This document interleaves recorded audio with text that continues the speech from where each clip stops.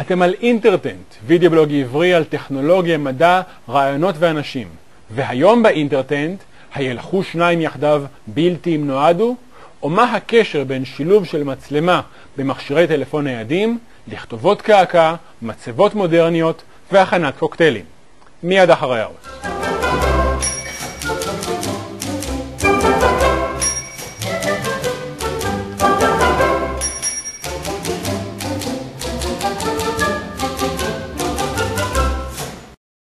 אהלן, היום אני רוצה לדבר איתכם על שילוב מוצרים או איחוד של מוצרים למוצר אחד ולבחון את המקרה של טלפון מצלמה. אבל לפני שנגיע להייטק של טלפון מצלמה, בואו נזכר בכמה שילובי לואו-טק ותיקים. בין השילובים האלה ניתן למצוא את הרדיו שעון מעורר, השמפו והקונדישנר, או מכונת הכביסה והמייבש. בין היתרונות של מכונת כביסה ומייבש מאוחדים למוצר אחד הוא החיסכון במקום ובכסף. המכשיר המאוחד תופס פחות מקום בבית ועולה פחות מאשר היו עולים שני המכשירים בנפרד. מאידך, למכשיר המאוחד יש גם חסרונות. ראשית, יכול להיות שהחברה שמייצרת את המכשיר המשולב אינה מתמחה בייצור של מכונות כביסה או מייבשים, וכך המכשיר המשולב ייפול ברמתו מביצועי מכונה יהודית ומייבש יהודי. יתרה מכך, במקרה של שני מכשירים נפרדים, אפשר בזמן שהמייבש פועל את פעולתו כבר לחבס במקביל את הנגלה הבאה. זו חיסכון בזמן שלא ניתן להשיג בשימוש במכשיר המשולב. חוץ מזה, מכשירים משולבים הם מורכבים יותר ובדרך כלל מסובכים יותר ולכן מועדים יותר לתקלות, אשר עלולות להשבית את שני חלקי המכשיר. למה יצרנים מנסים לאחד מכשירים? יש לכך כמה סיבות. ראשית, בדרך כלל המכשירים נועדו לבצע פעולות שלמרות שהן נפרדות, הן מתבצעות בסמיכות זו לזו, כמו למשל הכביסה והייבוש או החפיפה והריכוך. שנית, המוצרים השונים מתחרים על משאבים מוגבלים, בין אם זה הכסף של הצרכן, המקום בבית, כמו במקרה של מכונת כביסה ומייבש, או אפילו המקום על השולחן בסלון, שמתמלא בשלטים, לטלוויזיה, לממיר, ל-DVD, לרסיבר, ויש צורך לאחד אותם לשלט אוניברסלי. אבל אני טוען שההצלחה של כאלה שילובים תימשך לאורך זמן רק אם אותם שילובים יניבו שימושים חדשים ומקוריים, כאלה שלא ניתן היה לחזות בשילוב המקורי, ואני רוצה להדגים את טענתי על שילוב שכזה. טלפון ומצלמה. רבים מכם אולי אינם זוכרים, אבל שילוב מצלמות בטלפונים ניידים נכשל כישלון חרוץ כמה פעמים לפני שתפס בשנים האחרונות, וכמו שאני אראה לכם מיד, השילוב הזה תפס בגלל היווצרותן של תבניות שימוש חדשות. בין השימושים המתבקשים של טלפון נייד ומצלמה הוא האפשרות לצלם תמונה ומיד לשלוח אותה או לשתף אותה עם חברים.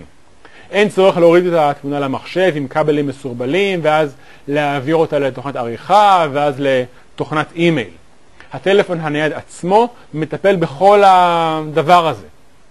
הקלות של שיתוף תמונות שינתה בצורה קיצונית את הדרך שבה אנחנו משתמשים במצלמה. זוהי השלמה של המהפכה שהתחילה במעבר לצילום דיגיטלי מצילום על פילים. אם פעם היינו מצלמים בעיקר אירועים מיוחדים כגון טיולים לחול או את חגיגת יום הולדת 80 לסבא שמעון, היום הצילום אגבי הרבה יותר. אנשים מצלמים לאורך כל היום מה הם אוכלים, כמו שאפשר לראות באתר הזה, עם מי הם מבלים, ואפילו מודעות מצחיקות שהם רואים ברחוב. אני רוצה לבחון כמה מקרי שימוש חדשים במצלמה.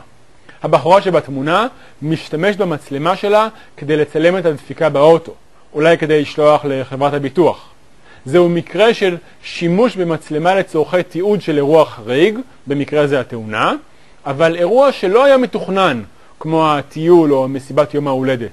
לא סביר שלאותה בחורה הייתה מצלמה זמינה, לולא הייתה לה מצלמה בטלפון. הבחור או הבחורה בתמונה הזו מצלמים את העקיצה שהם קיבלו בשביל לשלוח את התמונה לרופא. זה מקרה מעניין מהבחינה הזו שהצילום מייתר את הביקור אצל הרופא. אפשר לשלוח לרופא את התמונה באימייל, ואחר כך להתקשר אליו בטלפון או כבר לקבל את חוות הדעת באימייל. במקרה הזה, הצילום אינו משלים חוויה מוכרת, אלא מחליף אותה. הבחור בתמונה הזו כבר לא צריך מראה, אלא הוא מחליף אותה במצלמה שבטלפון שלו. יכול להיות שאין לו מראה ושהוא גם לא היה קונה מראה בעצמו, אבל לא אכפת לו להשתמש בטלפון לשם כך. תופעה נוספת שהתפתחה קשורה להדפסת התמונות, או יותר נכון, לאי הדפסת התמונות. חלק גדול מהתמונות בטלפון הנייד לא יודפסו לעולם. חלקן יועלו לאיזה דיסק גיבוי ושם ינוחו לנצח מבלי שאף אחד יצפה בהן אף פעם. אבל לצד זאת, חלק מהתמונות יוצגו על המכשיר עצמו ללא צורך בהדפסה. כלומר, המכשיר הנייד הפך מטלפון מצלמה לטלפון מצלמה אלבום תמונות נייד, אם לצרכים מקצועיים או לשימוש אישי. אתם בטח זוכרים מבית הספר מקרים שבהם תלמידים שיושבים זה ליד זה מתחברים עם הזמן ומשפיעים זה על זה. אז זהו, שזה קורה לא רק לאנשים אלא גם למכשירים. אחרי שהמצלמה והטלפון בילו קצת זמן ביחד, המצלמה לימדה את הטלפון טריקים חדשים. למשל הדבר הזה. אתם יודעים מה זה? זה נקרא QR קוד. מכירים את הברקוד שיש על מוצרים בחנויות? אז זה סוג של ברקוד מודרני, שאפשר לסרוק אותו מכל מכשיר טלפון נייד חדש. אם תסרקו את הקוד הזה בטלפון הנייד שלכם, אפילו עכשיו, דרך מסך המחשב, המכשיר שלכם יגלוש ישירות לאתר Interten.co.il. אתם מוזמנים לנסות. למה זה טוב? כי זה די מסורבל להקליד כתובות אינטרנט ארוכות במכשירים ניידים. יותר קל פשוט לסרוק אותן. ה-QR קוד הותאם במיוחד לסריקה מהירה שכזו, כאשר הקוד עשוי להיות מרוחק או מטושטש, והטלפון עלול לזוז במהלך הסריקה. וכך אפשר למצוא QR קוד על שלטי פרסומת, ואפילו, כפי שפורסם לאחרונה באחד מאתרי האינטרנט, אנשים מקעקעים על עצמם QR קוד, או מוסיפים אותו למצבות של יקיריהם. כלומר, המצלמה כאן שינתה לגמרי את תפקידה. ממכשיר ליצירת תמונות היא הפכה לאמצעי קלט, אמצעי הזנה למכשיר הנייד, וזאת כדי לספק למשתמש תוכן אחר, נוסף על התוכן שבמציאות הפיזית. מציאות משודרגת או augmented reality היא כבר מזמן לא רק נושא לסרטי מדע בדיוני. כבר היום אפשר למצוא יישומים למכשירים ניידים אשר מוסיפים על התמונה הקיימת הוראות ניווט או מידע שימושי נוסף. או היישום הזה שמתרגם את הטקסט שרואה בתמונה על התמונה עצמה. גם כאן המצלמה אינה משמש לצילום. במקום שהמשתמש יחפש את הטקסט במילון, המצלמה מאפשרת לו להזין את התמונה כקלט ומאפשרת את חוויית המציאות המשודרגת. זיהוי עצמים אינו ייחודי רק לטקסט. היישום הבא יודע לזהות איזה משקאות יש לכם בבר ולהמליץ לכם על קוקטיילים מתאימים. בואו נסכם.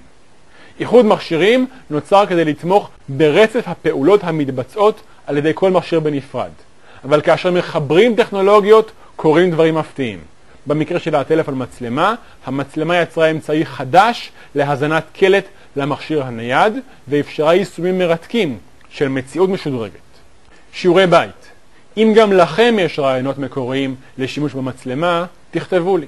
רעיונות טובים יזכו בנקודה. להתראות.